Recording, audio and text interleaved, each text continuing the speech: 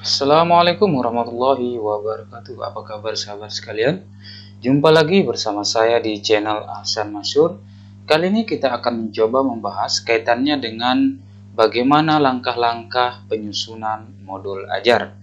Jika pada pertemuan sebelumnya kita sudah membahas tentang bagaimana langkah-langkah di dalam menyusun alur tujuan pembelajaran atau ATP, maka pada pertemuan kali ini kita akan melanjutkan ke tahap berikutnya, yaitu tahap penyusunan modul ajar. Mengingat modul ajar ini merupakan salah satu komponen penting atau komponen utama yang harus ada di dalam perangkat ajar yang akan kita buat sesuai dengan ketentuan kurikulum Merdeka Belajar. Nah, lalu bagaimana langkah-langkah penyusunannya dan apa saja yang perlu kita persiapkan di dalam menyusun modul ajar ini? Yuk kita simak penjelasannya pada video berikut ini. Tapi sebelumnya jangan lupa bantu support channel ini dengan menekan tombol like, subscribe, dan hidupkan tanda loncengnya agar tidak ketinggalan dengan info-info terbaru dari saya. Terima kasih. Nah, sahabat sekalian, sebelum kita menyusun modul ajar, kita perlu mempersiapkan hal-hal berikut ini. Yang pertama, ATP, kemudian yang kedua adalah format modul ajar yang berisi komponen-komponen yang sudah ditetapkan oleh pemerintah. Nah, di sini saya sudah menyiapkan ATP, alur tujuan pembelajarannya, kemudian formatnya juga sudah kita siapkan. Nah, sahabat sekalian, di dalam penyusunan modul ajar ini kita harus memahami terlebih dahulu apa saja komponen-komponen utama yang harus ada di dalam modul ajar yang akan kita susun. Ini berdasarkan pemaparan materi yang sudah disampaikan dan yang kami dapatkan melalui pelatihan-pelatihan di sekolah penggerak sebelumnya. Di sini dijelaskan ada beberapa komponen-komponen yang ada di dalam modul ajar. Secara garis besar, komponen modul ajar itu dibagi menjadi 3 bagian. Yang pertama adalah informasi umum, yang berisi identitas sekolah, kompetensi awal, profil pelajar Pancasila, sarana dan prasarana, target peserta didik, dan model pembelajaran yang digunakan. Kemudian komponen yang kedua adalah komponen inti, yang berisi tujuan pembelajaran, pemahaman bermakna, pertanyaan pemantik, persiapan pembelajaran, kegiatan pembelajaran, asesmen, pengayaan dan remedial, refleksi peserta didik dan guru. Kemudian komponen yang ketiga adalah lampiran. Lampiran ini berisi LKPD, bahan bacaan guru dan peserta didik, glosarium, dan yang terakhir adalah daftar pustaka. Ini adalah komponen-komponen modul ajar yang dapat dijadikan sebagai acuan patokan bagi Bapak Ibu guru yang akan menyusun modul ajar. Namun di sini ada catatannya, sahabat sekalian, bahwa selain komponen inti yang disebutkan ini, yang ketiga ini, guru dapat menentukan komponen sesuai kebutuhan. Artinya kita bisa menambahkan komponen-komponen lain jika diperlukan atau memang dibutuhkan. Nah, sekarang kita akan bahas ya satu persatu komponen-komponen yang ada di dalam modul ajar ini. Yang pertama adalah komponen informasi umum yang berisi identitas modul. Di identitas modul ini nantinya akan berisi yang pertama nama penyusun, institusi dan tahun disusunnya modul ajar, jenjang sekolah, kelas, alokasi waktu, ya. Ini. Nah, sekarang kita lihat di modul ajar yang sudah kami susun. Ya, di sini contohnya ini informasi umum yang berupa identitas modul, ya. Penyusun, institusi, tahun pelajaran, jenjang pendidikan, kelas, dan alokasi waktu. Nah, selanjutnya yang kedua adalah komponen kompetensi awal. Apa itu kompetensi awal? Kompetensi awal adalah pengetahuan dan atau keterampilan yang perlu dimiliki siswa sebelum mempelajari topik tertentu. Kompetensi awal merupakan ukuran seberapa dalam modul ajar yang dirancang. Nah, apa contoh kompetensi awal? Bisa kita lihat di sini. Ya. Jadi intinya, kompetensi awal ini adalah kompetensi yang harus dimiliki oleh para siswa sebelum mempelajari topik tertentu. Nah, kebetulan ya di modul ini topik yang akan dipelajari siswa nanti itu adalah berdasarkan tujuan pembelajaran saya ini, yaitu tentang bagaimana peserta didik nanti mampu menganalisis kedudukan Pancasila sebagai ideologi terbuka, serta peluang dan tantangan penerapan nilai-nilai Pancasila dalam kehidupan global. Nah, inilah topik yang akan saya bahas nanti di dalam modul ajar ini. Nah, lalu apa kompetensi awal yang harus dimiliki oleh siswa sebelum masuk ke pembahasan ini? Itu maksudnya ya, sahabat sekalian. Ya. Jadi saya memandang bahwa sebelum siswa mampu menganalisis kedudukan Pancasila sebagai ideologi terbuka, maka siswa itu terlebih dahulu harus memahami apa itu pengertian Pancasila sebagai ideologi terbuka, ya. Serta siswa juga harus mampu terlebih dahulu memberikan contoh-contoh penerapan nilai Pancasila dalam kehidupan global. Sebelum nanti kita akan membahas tentang peluang dan tantangan penerapan nilai-nilai Pancasila dalam kehidupan global. Itu maksudnya kompetensi awal, sahabat sekalian. Kompetensi yang harus dimiliki oleh siswa sebelum mempelajari topik yang akan kita bahas. Nah, atau mungkin di sini istilahnya itu adalah kompetensi prasyaratnya, begitu ya. Nah, selanjutnya komponen yang berikutnya adalah yang bagian C, komponen profil pelajar Pancasila, ya. Merupakan tujuan akhir dari suatu kegiatan pembelajaran yang berkaitan erat dengan pembentukan karakter peserta didik. Profil pelajar Pancasila dapat tercermin dalam konten atau metode pembelajaran. Di dalam modul pembelajaran ya atau modul ajar, profil pelajar Pancasila tidak perlu mencantumkan seluruhnya, namun dapat memilih profil pelajar Pancasila yang sesuai dengan kegiatan pembelajaran dalam modul ajar ini. Ya, kita lihat contohnya di sini yang sudah kami buat. Ya. Jadi seperti yang kita ketahui bahwa profil pelajar Pancasila itu kan sebanyak 6 ya. 6 aspek di situ, 6 elemen ya. Ya, di dalam profil pelajar Pancasila itu yaitu bernalar kritis, mandiri, gotong royong, berkebinekaan global, beriman dan bertakwa kepada Tuhan Yang Maha Esa, kreatif. Jadi itu ada 6 ya. Profil pelajar Pancasila itu. Namun seperti yang sudah saya sampaikan tadi, di dalam modul ajar itu tidak mesti semuanya harus kita masukkan di sini. Tapi kita sesuaikan dengan tujuan pembelajaran atau capaian pembelajaran yang akan kita capai nanti di dalam kegiatan pembelajaran itu, ya. Baik. Nah, dari mana kita mendapatkan ini?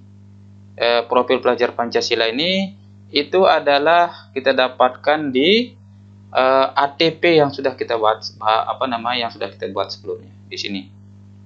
Makanya sebelum kita buat modul ajar kita harus membuat ATP dulu. Nah, di sini kita akan bisa melihat profil pelajar Pancasila, ya. Nah, kebetulan tadi tujuan pembelajaran itu adalah yang ini, yang 1 dan 2 di sini ya. 1, 2 dan 3 ini ya. Nah, berarti ini profil pelajar Pancasila 1, 2 dan inilah yang akan kita masukkan di modul ajar, ya. Oke. Jadi bernalar kritis sama beriman tadi ya. Beriman dan bertakwa serta berakhlak mulia.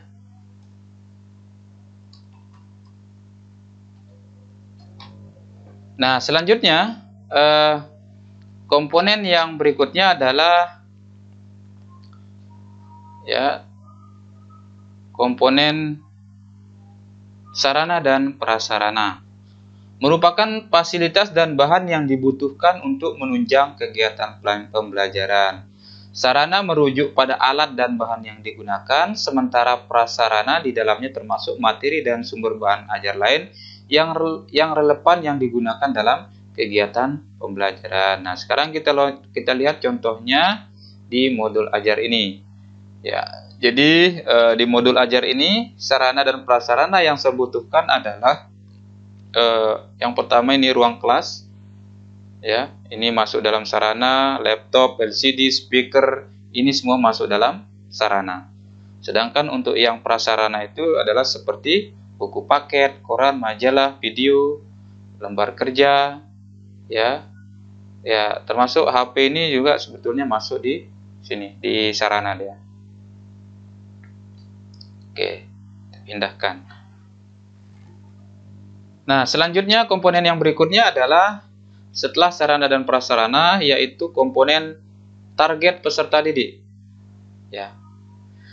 Jadi peserta didik ini yang menjadi target itu adalah yang pertama peserta didik reguler atau umum, tidak ada kesulitan dalam mencerna dan memahami materi ajar. Kemudian yang kedua adalah peserta didik dengan kesulitan belajar, yang memiliki gaya belajar yang terbatas, hanya satu gaya misalnya dengan audio, memiliki kesulitan dengan bahasa dan pemahaman materi ajar, kurang percaya diri, kesulitan berkonsentrasi jangka panjang, dan sebagainya. Kemudian target peserta didik yang ketiga adalah peserta didik dengan pencapaian tinggi, mencerna dan memahami dengan cepat, mampu mencapai keterampilan berpikir tinggi, dan memiliki keterampilan memimpin. Nah, jadi tentunya setiap peserta didik itu kan memiliki kemampuan atau tipikal yang berbeda-beda, karakter yang berbeda-beda, sahabat sekalian ya. Ada yang tipikal reguler atau yang biasa-biasa, yang normal. Ada juga yang peserta didik yang memiliki kesulitan belajar, yang sulit memahami materi, ya, yang sulit belajar dengan gaya-gaya tertentu, begitu ya. Kemudian yang ketiga adalah peserta didik dengan pencapaian tinggi, ya, alias anak yang pintar, gitu ya. Artinya cepat mencerna atau memahami materi. Nah, sahabat sekalian, lalu bagaimana cara kita menentukan target ini? Apakah bisa kita mengambil satu target saja, dua, ataukah semuanya, ketiga-tiganya? Nah, penentuan target peserta didik ini ditentukan berdasarkan kondisi peserta didik yang ada di kelas. Kalau kondisi peserta didik di kelas itu variatif, ya, ada mulai dari kelompok yang reguler, ada yang kelompok yang kesulitan belajar, dan ada kelompok yang pencapaian tinggi, maka idealnya ya kita harus mengambil 3 target ini. Nah, konsekuensinya maka kita di dalam mengajar harus memberikan pelayanan yang berbeda-beda, harus merancang pembelajaran yang berdiferensiasi, mulai dari diferensiasi konten, proses, hingga diferensiasi produk. Nah, namun pada kesempatan ini kita hanya akan mengambil satu target saja, sahabat sekalian, yaitu peserta didik reguler. Nah, ini contohnya yang sudah kita buat di sini, ya. Nah, selanjutnya komponen yang berikutnya adalah komponen model pembelajaran. Ya. Nah, model pembelajaran ini merupakan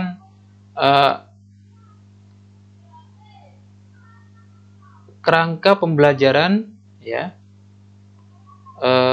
yang akan memberikan gambaran sistematis terkait dengan pelaksanaan pembelajaran. Model pembelajaran dapat berupa model pembelajaran tatap muka, pembelajaran jarak jauh dalam jaringan, pembelajaran jarak jauh luar jaringan, dan blended learning. Nah,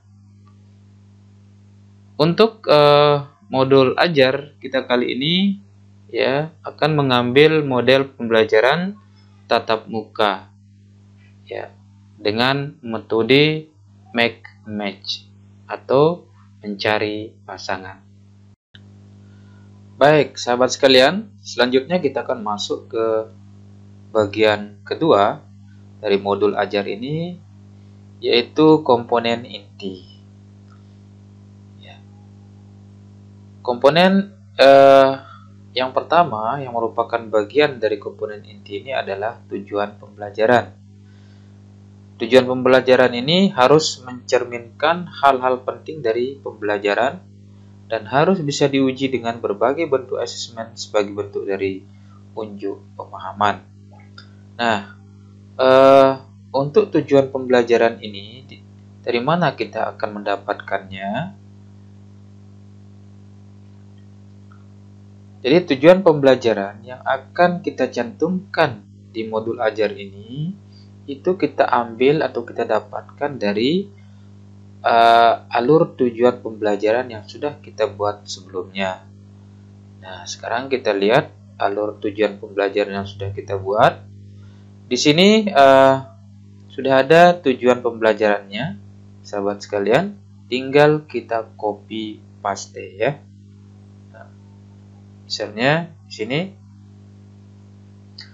tujuan pembelajarannya adalah peserta didik mampu menganalisis kedudukan Pancasila sebagai ideologi terbuka. Ini tinggal kita copy, kita pindahkan ke sini, ke modul ajar kita ini.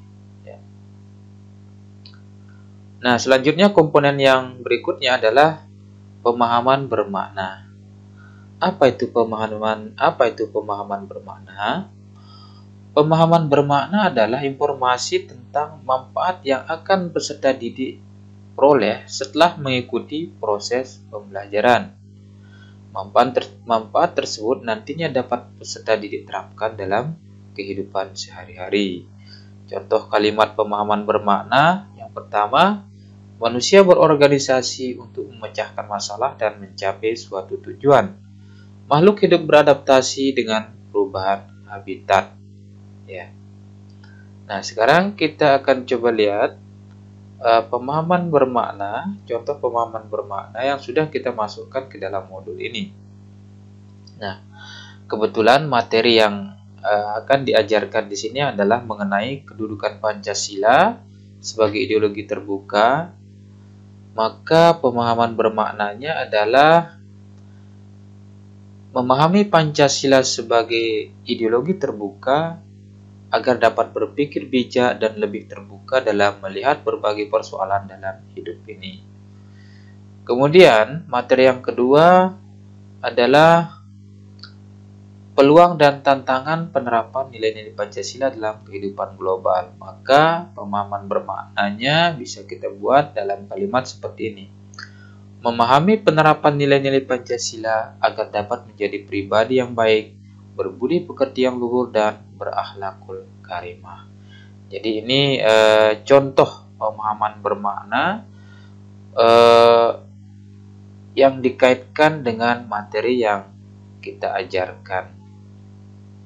Yakni kaitannya dengan Pancasila sebagai ideologi terbuka. Nah, selanjutnya kita ke komponen yang berikutnya, yaitu pertanyaan pemantik. Ya, kita lihat apa itu pertanyaan pemantik. Penjelasannya, ya. Jadi pertanyaan pemantik itu dibuat oleh guru untuk menumbuhkan rasa ingin tahu dan kemampuan berpikir kritis dalam diri peserta didik. Pertanyaan pemantik memandu siswa untuk memperoleh pemahaman bermakna sesuai dengan tujuan pembelajaran. Contoh pertanyaan pemantik untuk materi menulis cerpen, ya. Ya, di sini contohnya adalah apa yang membuat sebuah cerpen menarik untuk dibaca. Jika kamu diminta untuk membuat akhir cerita yang berbeda, apa yang akan kamu usulkan? Ya. Nah, sekarang kita lihat contohnya di modul ajar ini. Nah, di sini ada dua contoh pertanyaan pemantik yang sudah kita buat. Ya. Yang pertama, bagaimana kedudukan Pancasila dalam Negara Kesatuan Republik Indonesia? Kemudian yang kedua, pernahkah Anda menerapkan nilai-nilai Pancasila dalam kehidupan Anda maupun kehidupan global? Ya. Jadi pertanyaan pemantik ini adalah pertanyaan yang diberikan kepada siswa di awal pembelajaran yang sifatnya merangsang atau memberikan stimulus, ya. Pertanyaan-pertanyaan stimulus yang nantinya dapat mengarahkan pada siswa ke arah materi yang akan dibahas. Ya. Nah, selanjutnya kita masuk ke komponen yang keempat. Dari komponen inti ini adalah kegiatan pembelajaran. Ya. Kegiatan pembelajaran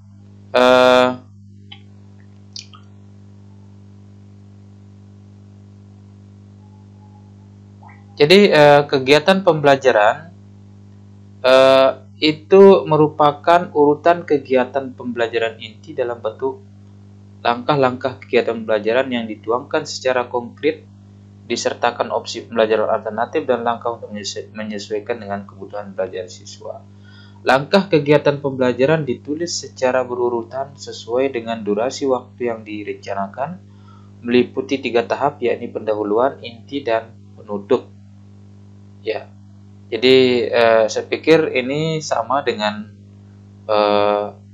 RPP sebelumnya, ya, sahabat sekalian, bahwa di dalam kegiatan pembelajaran ini tetap mengikuti 3 tahapan, mulai dari tahapan pendahuluan, tahapan kegiatan inti, dan tahapan kegiatan penutup, ya.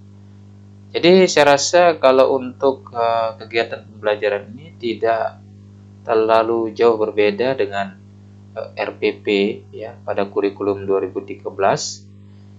Jadi kalau di kurikulum 2013 itu dikenal dengan RPP, kalau di kurikulum Merdeka ini dikenal dengan modul ajar. Nah, cuman di dalam modul ajar ini atau di dalam kurikulum Merdeka ini seorang guru itu dituntut untuk mampu merancang sebuah kegiatan atau perencanaan pembelajaran yang dapat mengakomodir kebutuhan peserta didik. Ya, dapat mengakomodir berbagai karakter atau gaya belajar yang ada pada peserta didik. Ya, melalui pembelajaran berdiferensiasi. Nah, jadi pembelajaran berdiferensiasi ini diharapkan dapat dirancang oleh guru di dalam kegiatan proses belajar mengajar di kelas, baik itu diferensiasi proses, konten, maupun diferensiasi produk. Nah,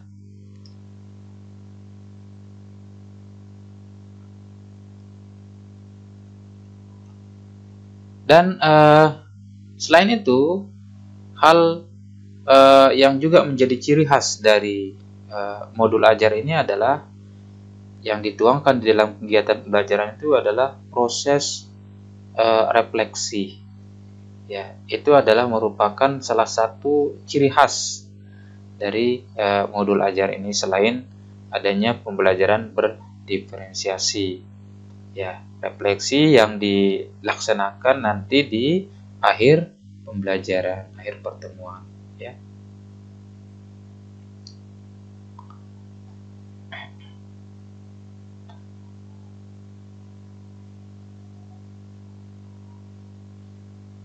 Nah, selanjutnya adalah komponen asesmen. Asesmen ini sama dengan penilaian. Nah, sekarang kita lihat dulu apa itu asesmen dan apa saja jenisnya. Jadi asesmen itu adalah sebuah alat yang digunakan untuk mengukur capaian pembelajaran di akhir kegiatan. Jadi ada 3 jenis asesmen di dalam kurikulum Merdeka ini. Yang pertama asesmen sebelum pembelajaran atau diagnostik, asesmen selama proses pembelajaran atau formatif, asesmen pada akhir proses pembelajaran atau asesmen sumatif. Nah, sekarang kita akan melihat contoh asesmen yang sudah kita buat di dalam modul ajar ini. Jadi yang pertama adalah asesmen diagnostik non-kognitif. Ya. Yang pertama, asesmennya adalah bagaimana perasaan Anda setelah mendengar istilah Pancasila sebagai ideologi terbuka. Kemudian yang kedua, gaya belajar apa yang cocok untuk mempelajari materi hari ini? Visual, auditory, atau kinestetik. Jadi pertanyaan-pertanyaan ini itu diberikan di awal pembelajaran atau sebelum memulai pembahasan topik. Ya. Nah, kemudian asesmen yang kedua adalah asesmen kognitif. Ya, ini berupa pertanyaan-pertanyaan yang berkaitan dengan materi kalau yang ini. Ya. Ini contohnya, jelaskan yang Anda ketahui tentang Pancasila sebagai ideologi terbuka. Nah, kemudian yang berikutnya adalah asesmen proses pembelajaran atau formatif. Ya, ini tidak perlu dicantumkan di sini. Kemudian asesmen yang ketiga adalah asesmen akhir proses pembelajaran atau asesmen sumatif. Ini bentuknya adalah dalam bentuk asesmen sikap, performa, dan asesmen tertulis. Asesmen sikap ini ya itu diukur melalui instrumen observasi atau pengamatan oleh guru. Adapun contoh instrumennya nanti ada di lampiran.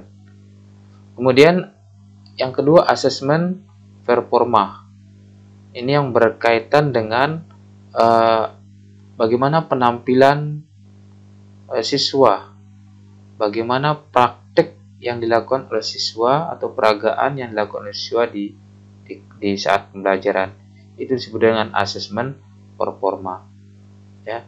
Nah, untuk contohnya nanti bisa lihat di bagian lampiran. Kemudian asesmen tertulis. Ini berupa tes objektif dalam bentuk pilihan ganda. Bisa juga dalam bentuk tes uraian, ya. Untuk yang asesmen tertulis ini. Nah, selanjutnya kita masuk ke komponen yang terakhir dari komponen inti ini adalah pengayaan dan remedial. Jadi pengayaan ini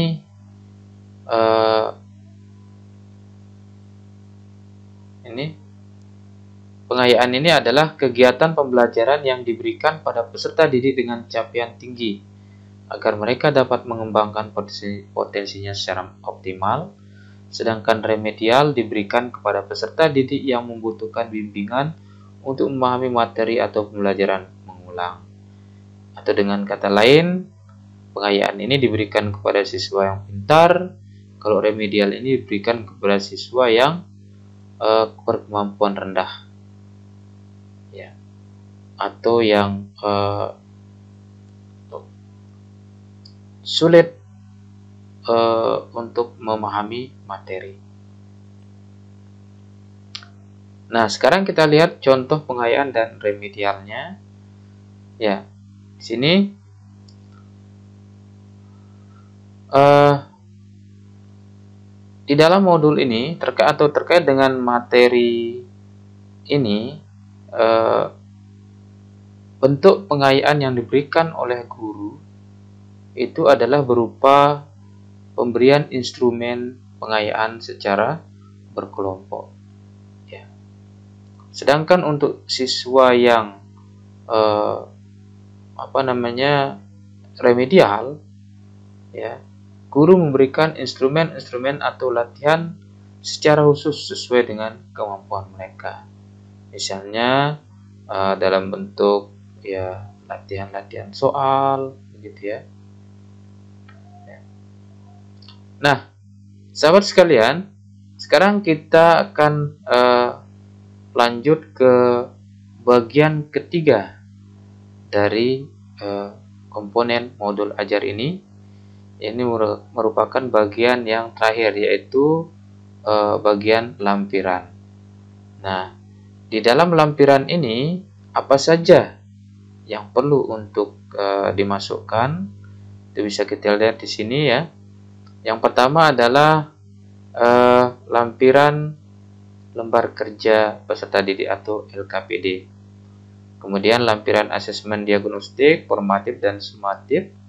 Kemudian lampiran penilaian sikap, bahan bacaan guru dan peserta didik, ya, glosarium, dan yang terakhir adalah daftar pustaka. Nah, untuk contoh instrumen penilaiannya itu bisa kita lihat di sini ya, sahabat sekalian.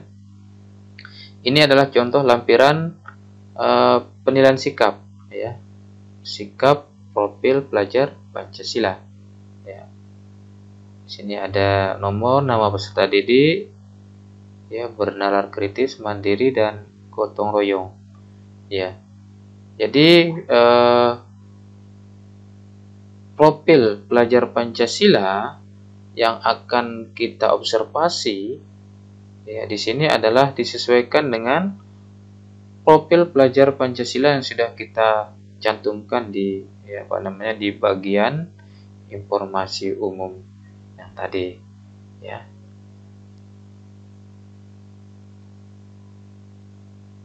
Nah, kemudian ini adalah contoh lampiran asesmen diagnostik, formatif dan sumatif. Ya, ini yang contoh reflektifnya. Apakah Anda ada kendala pada kegiatan pembelajaran? Apakah semua peserta didik aktif dalam pembelajaran? Dan seterusnya. Kemudian ini adalah contoh lampiran asesmen performa. Ya, ini peserta didik memperagakan make match Pancasila sebagai ideologi terbuka. Jadi indikator-indikator yang dinilai di sini adalah yang pertama, bagaimana ketepatan pasangan kartu, ya, atau ketepatan siswa di dalam mencari pasangan kartunya. Kemudian bagaimana ketepatan waktu pengerjaan, ya.